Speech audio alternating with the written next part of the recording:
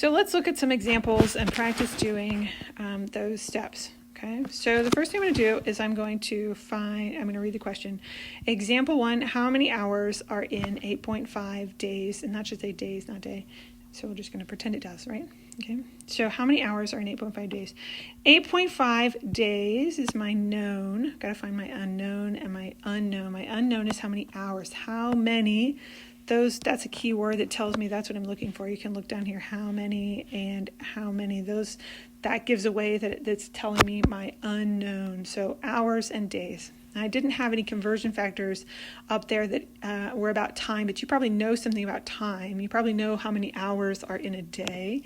And so I'm going to write those conversion factors down. Now, that's the same conversion factor. You just see how I have 1 day and 24 hours, and then I have 1 day and 24 hours. It's just one is upside down from the other. Okay, I have to decide which one of those is going to be the way that I write it down in the math that I'm going to do. So I'm going to start by writing down my 8.5 days. That's my known, right? So I've written my known down. I have to get that day to cancel out. So it's like it's on top of a fraction with a 1 on the bottom. And so it's on top, which means I need the other one to be on bottom. Remember, it said top and bottom. Top, whoops, I just erased something again. Top and bottom are what I'm looking for. So it's on the top, so I need to put days on the bottom. So that's why I put the 1 day on the bottom. So 1 day is on the bottom, and 24 hours is on the top. 24 hours is on the top because that's the one that it looks like right here. 24 hours, 1 day. Okay. I didn't use the other one because then days would be on the top, and top don't cancel out. Top and bottom cancel out. So then I'm going to multiply and divide. Okay, so I'm going to multiply across 8.5 times 24, and there's just a 1 on the bottom. My units do the same thing, so days times hours and days on the bottom because there's nothing to multiply by the days. And then my days cancel out like that. And then I'm left with hours. And then I got to do some math. 8.5 times 24 on a calculator is 204. So I just wrote that down. And then hours is my unit. So right there is my answer. Okay.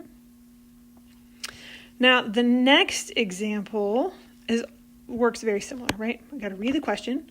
A cup of water is 0.5 pounds. How many grams is this? Okay, so there's my known. There's my unknown. All right, so pounds and grams, that's actually in the list of things right here. Pounds is LB. LB is for pounds.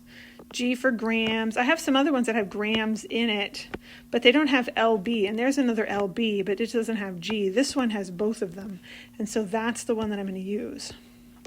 So that's the one that I wrote down here. And I wrote it down both ways. Right side up, upside down. Okay?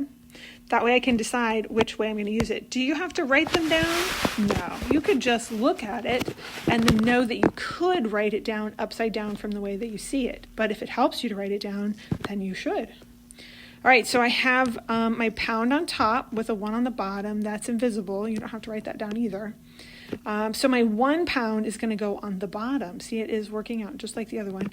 And the 454 grams goes on top. So I'm going to multiply across. There's the 0.5 times the 454. And my units, pounds times gram and pounds. My pounds cancel out. So 227, that's what 0.5 times 454 is. And G for grams. So there is my answer. Okay.